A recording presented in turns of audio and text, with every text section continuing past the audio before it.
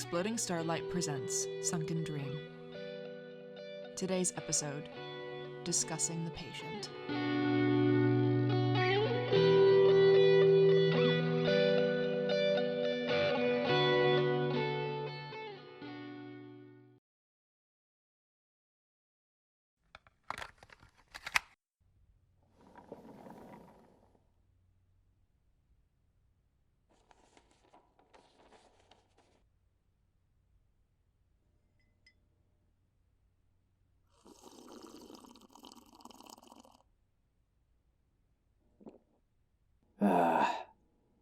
That's good, Joe.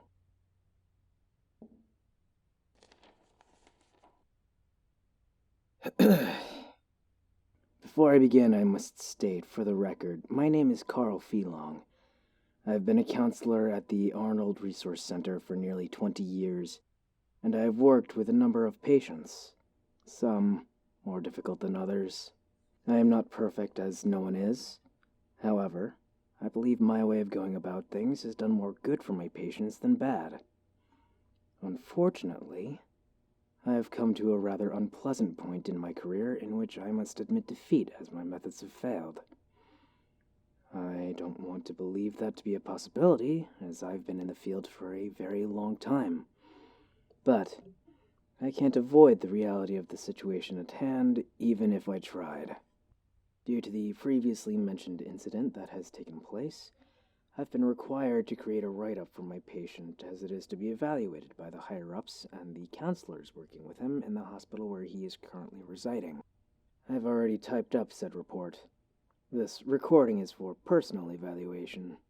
So, without further ado, my report on Alfred Mort and my last 4 years as his counselor.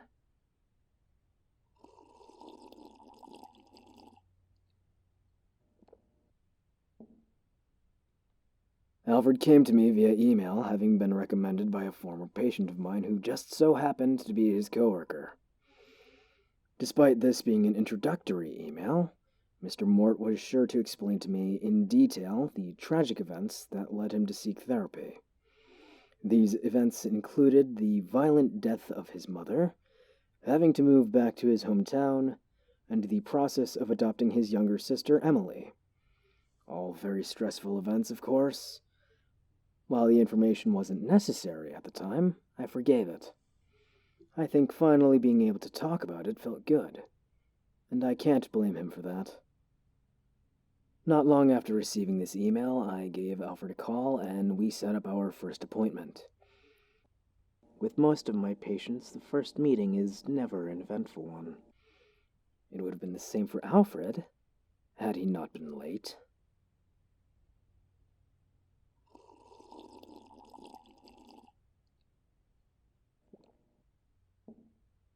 For 10 minutes, I stood in the lobby chatting with my receptionist, Caroline.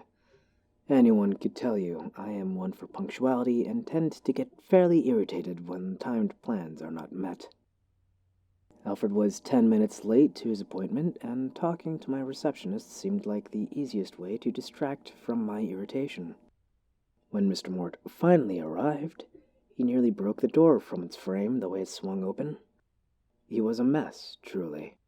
Shirt wrinkled and half tucked into his jeans, not to mention the dark circles under his eyes. We made eye contact and he began apologizing. Despite my irritation, I told him it was all right, and asked for him to follow me, bidding farewell to my receptionist before walking off.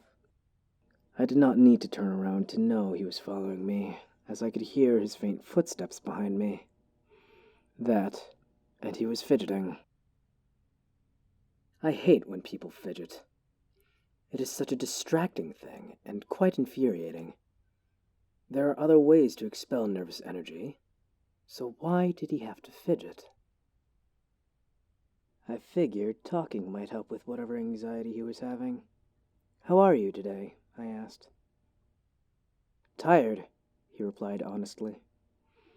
I asked why, figuring I could get some insight into why he had been late that day, and oversleeping seemed like the most logical assumption. Yet, when I turned to look at him, he looked mortified. as if that simple worded question would reveal answers I didn't want to know. "Is something the matter?" I asked. He fumbled with his words for a moment before simply telling me he hadn't slept the night before. I was satisfied with this answer, as it explained why he had been late.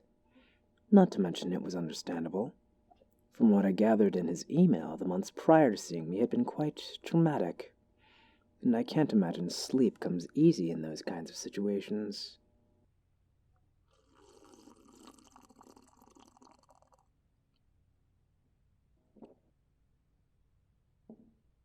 My office is located at the very end of a long winding pathway consisting of many twists and turns. I like to ask my patients to show up around 5 minutes early to an appointment, as walking to my office alone takes about a minute or so in itself. That being said, Alfred and I were still on the way to my office when he asked me, "Do dreams mean anything from a psychological standpoint?" "Depends on who you ask," I replied. "The concept of dreams has been studied for a long time now, but in my opinion there is no real logic behind dreams. There is no solid answer as to why we have dreams, what causes them.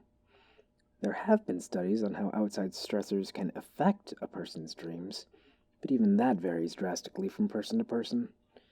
If you were to ask me, I think dwelling on images we see in our sleep is a little juvenile." Alfred went very quiet at that. When we finally reached my office not soon after, I turned to him and asked, "Have you been having concerning dreams, Mr. Mort?" He nodded. I then asked him what they were about, but he went on to tell me he would rather not discuss it. Said his dreams were too disturbing to relive. Of course, I didn't push it, and we went about that first session discussing his insurance and what time would work best for future sessions.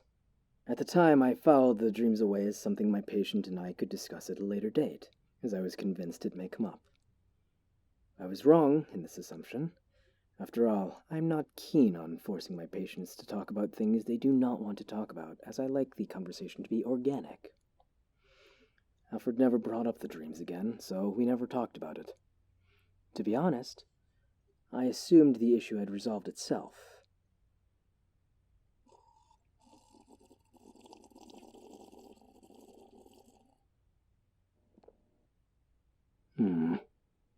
It seems I have run out of coffee.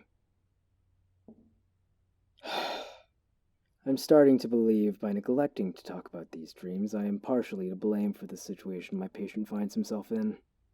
What you must understand about Alfred is he has always been prone to being mundane. He has always taken comfort in the ability to just talk.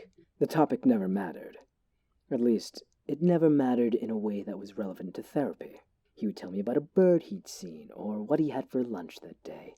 Never about the events that led him to therapy. And truly, this was fine. He liked to keep his private thoughts private. And as I've mentioned before, I am not one to force information out of my patients. There is one point in the year, only one, in which this put-together demeanor of his truly crumbles. The week leading up to the anniversary of his mother's passing. Around this time, Mr. Mort becomes gradually more paranoid, plagued by his intrusive thoughts. His mother was murdered, brutally, might I add, so his thoughts often wander to the possibility of himself or his younger sister meeting the same fate. Those dreams I mentioned earlier seem to become much more erratic around this time. Given his typical lack of sleep, you wouldn't think he'd have time to dream. And yet... He doesn't like to talk about them. Will shy away if I ask too directly. However, in the few sessions where he has been too exhausted to care, he's let a few choice images slip. He described images of sharp teeth gnashing on cushiony pink flesh. Blood drips from its maw as screams fill the space around him and oozes into every humming nerve in his body. He can hear the humming and begins chasing him. He tries to run, but his feet sink into the floor, and the more he struggles, the deeper he goes. He starts to cry, but no one is there to dry his tears. He will scream, and no one will be around to hear.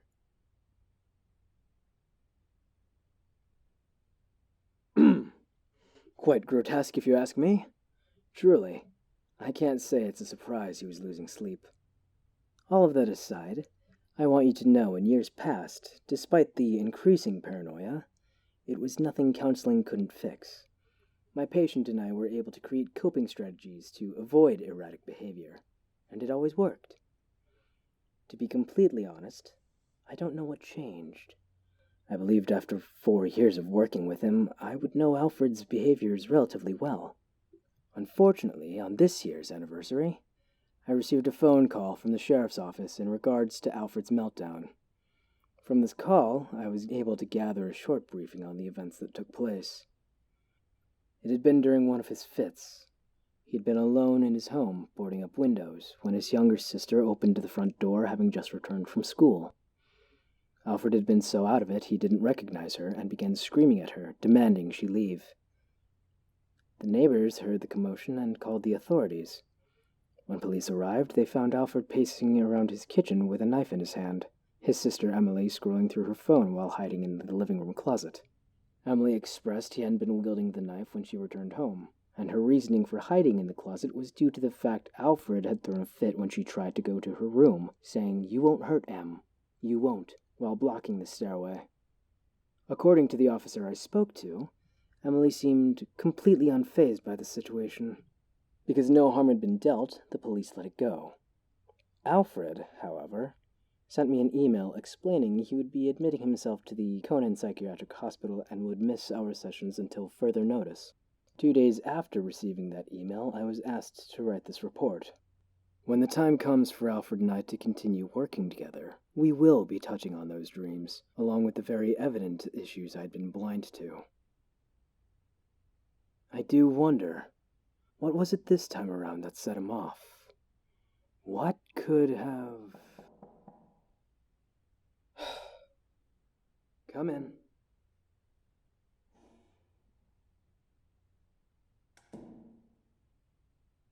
Oh, hello, Miss Vera. Hi, sorry for coming in unannounced. No, you're fine. Was I late for our appointment? No, actually, I'm early. I didn't realize you'd be working. I can go back and wait until you're done. Oh, don't worry about it. I was just finishing up. Are you sure? I really don't mind waiting. Nonsense.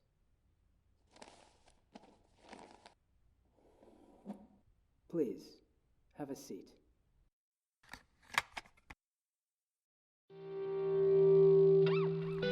Sunken Dream is a podcast by Exploding Starlight Productions and is licensed under a Creative Commons Attribution, Non-Commercial Share-alike 4.0 International License. Sunken Dream is written by Abba Kay and directed by Riptide Smith. Today's episode featured Riptide Smith as Carl Feelong and Mira Maple as his patient. Follow our Instagram and Twitter at Sunken Dream Pod, and be sure to rate and review us on iTunes. Sweet dreams, dear listeners.